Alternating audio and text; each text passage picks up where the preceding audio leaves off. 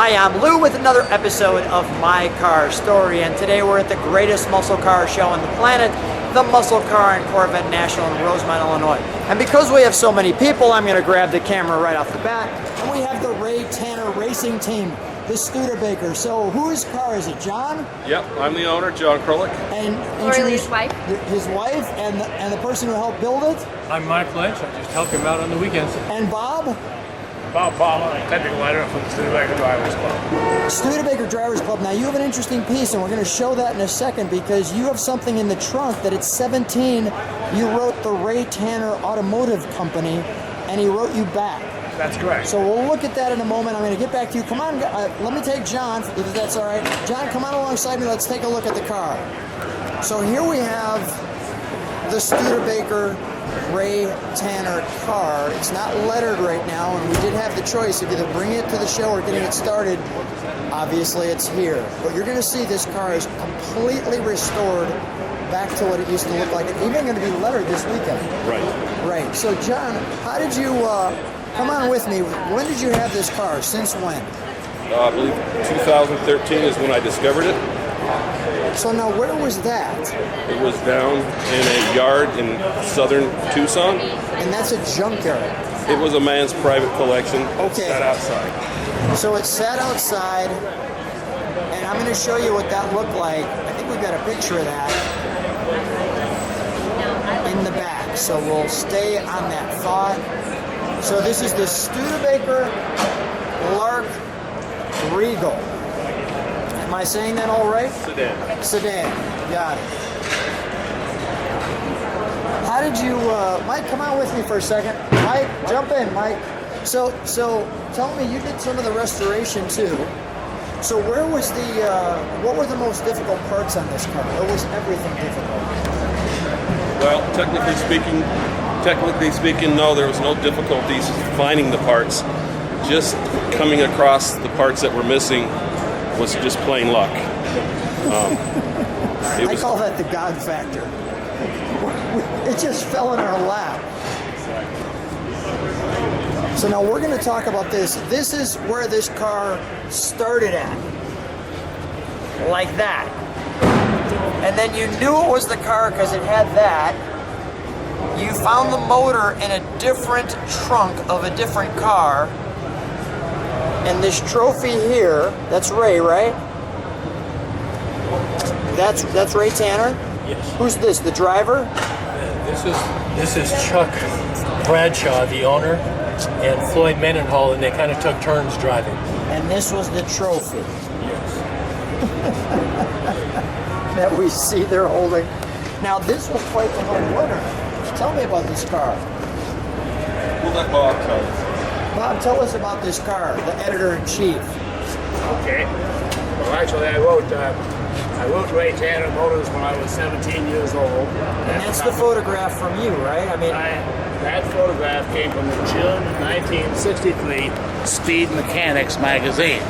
As far as we know, the picture where it's lettered up with shoe polish was probably the first picture that was ever taken of the car. At least it's the first picture we have before it was professionally lettered. And I cut that picture out of the magazine. we open up the trunk because we've got some treats in there. Go ahead. I cut the picture out of the magazine. It said sponsored by Ray Tanner. And then So here's what you cut out. I cut that out of the magazine. You just go over here so I can get out of the... Go ahead. This is what you cut out. At the time, I had no idea where Ray Tanner was. I assumed it was out west somewhere. And then I was reading a copy of the Studebaker News at my local Studebaker dealer because the sales manager let me in the office even though I was only 17. And this is your letter. And I wrote this letter to Ray Tanner on December 7th of 1963. And a couple days later, on December 12th, 1963, Floyd Mendenhall, who was one of the principals racing the car, Floyd responded with that letter. And thankfully, I had the presence of mind to keep all of it for 56 years. This is the very first time I've ever seen the car here at the Muscle Car and Corvette Nationals. How does it feel finally seeing the car you wrote a letter about back in '63? Well, I can honestly say I have goosebumps looking at it. And I'm so happy that the guys found it out in Phoenix, and John had the wherewithal to take it and restore it as well as he had. It's absolutely wonderful. It's great. You just made a guy absolutely wonderful with goosebumps. How cool is that? Yeah, now you're getting goosebumps. Wow. Okay, great story. All right, we'll close the trunk. This is the original plate, as you can see. We'll close that. And may I go to the interior? Here we are. Big door, right? Bench seat.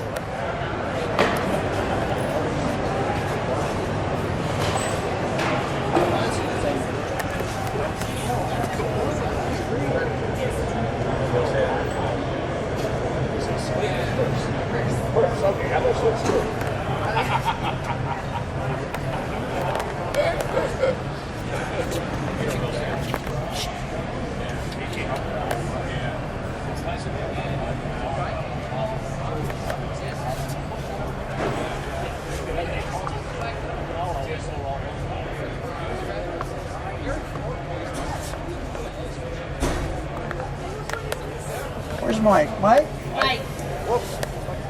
Mike, what do we got on that? What does that say on that? Does it say vanity? Vanity. You open that up and there's a mirror in there for you to look at. So the woman. Can you go on the other side and open that for me? I would. So we have a vanity for you on the other side? It's a vanity. Oh my goodness. Come on. What?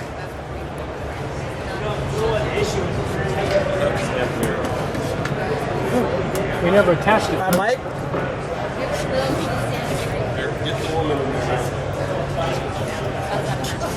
And you have a matching handbag. So are you a Studebaker car girl? Since I was 10. Is that right? Actually, How'd that John and happen? I were in the car club when we were kids, when we were 10 and 12. Really? Yeah, he was the first guy my dad let me date because he had a Studebaker. Is that right? Yeah, it is true. We went to the state fair. It looks like it all worked out well. I think so. I think it worked out well. John, let's take a look under the hood, shall we? I think it worked out well. John, you picked a Studebaker girl and you took her to the fair, you sly dog. You bought the Studebaker for the girl. Good call. Now again, I'm just going to remind everybody, we had the choice of bringing it to the show or getting it to start. So it's here at the show. Now John, tell me why, John, come with me for a second. Tell me why you became such a Studebaker guy. How did this happen? Well, believe it or not, my brother traded a Corvette for a Studebaker Lark. And ever since then, I've been hooked. Now, That's where it started. tell me all about the parts you have here, because the car, obviously, when you found this motor in a trunk, didn't look anywhere near this. I mean, this is basically showroom new. That's correct. So basically, I started out with most of the the original block, Yes. and the rest of it's all stuff that I scraped together or either had on the shelf. That's All original amazing. equipment. That's amazing. Bob, what do you think looking at this engine for the first time? That's amazing. It is I've seen amazing. plenty of R2 engines, but it was wonderful that they were able to find the original engine block, because so many of the cars at the show are recreations or what they call tribute cars, but this car has its original body, its original frame, and its original engine in it, which is pretty unusual for a drag race car that's over 50 years old. So, give me a little history of the drag race car. John, stand right next to him for a second. Tell us how you knew so much about this drag race car. How I knew something about it? Yeah. Oh, well, I've been a Studebaker nut all my life. Why is that?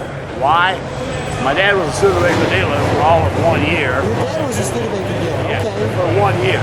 Yeah. And but he had kind of a falling out. He was mainly with Packard, and when Packard went out of business, there wasn't enough Studebaker business to sustain he and his brother in Paris, Illinois. And so they sold out their part of the dealership, and the Studebaker dealer continued by himself. But Dad was a Studebaker guy. Studebakers are... That made you the Studebaker guy. Yeah, and more than anything, Studebakers are easy to work on. They're body-on-frame cars, and they were consistently underrated by the rest of the industry. I mean, this R2 engine here could hold its own against anything that was being built in 1963. It quite often beat them, and if you have time to read the letters that I have, you see that they held the national record with this car, and beat just about any car. They even beat a 421 cubic inch 1963 Pontiac Tempest at the time, which is why the original lettering on the car in shoe polish, they called it the Tempest Eater. Yeah, the Tempest Eater. That's what it says in the shoe polish before they formerly called it the Whistler. They probably called it the Whistler because the Paxton Supercharger has a distinctive whine to it. There's nothing wrong with it. That's just how they sound. And under the right conditions, it can sound like a whistle.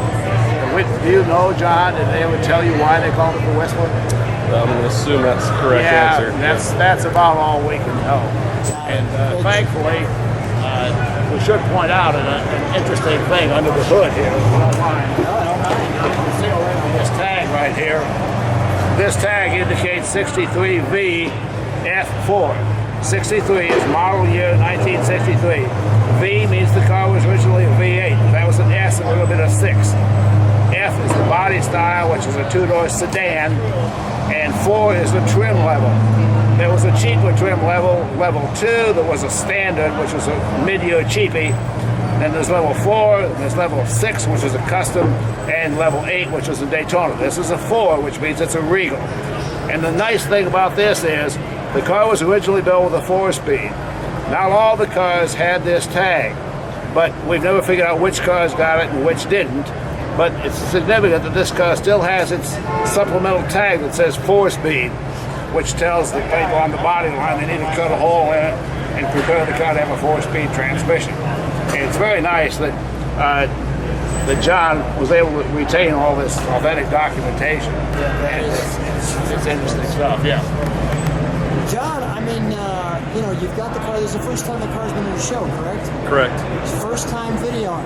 Correct. How's the experience so far? Hair raising. Tingle, tingle, tingle. Right. Mike, jump in next to him. You guys built this thing. Guys, I just want to say it's really fun, and I want to get come on in here. I want to get the whole familia in here together. What a fun time. Did you have fun today? I had fun today. Good. What a fun time. Hey guys, thanks for being on My Car Story. Thanks for showing this car and the first video of this car. Thanks for sharing it. Thank you. Thank you.